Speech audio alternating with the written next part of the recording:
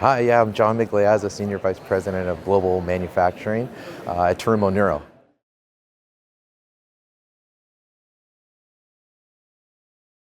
It's exciting to be here. I mean, this is what it's all about, right? Where industry with physicians come together to innovate. And so to be here and hear, 15 years of web and the launch of Sophia, right? We're so proud of doing this, but it's a team effort. So being here where industry and physicians come together and looking forward as well into the future, bringing great clinical data, is what it's all about, right? It's helping patients worldwide.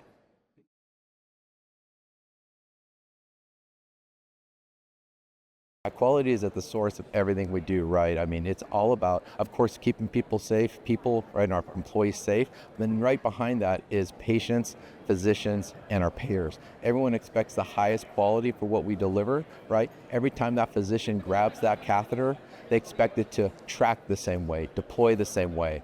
And that's, right, comes back to our people and the commitment to quality in everything we do and every day that we do it.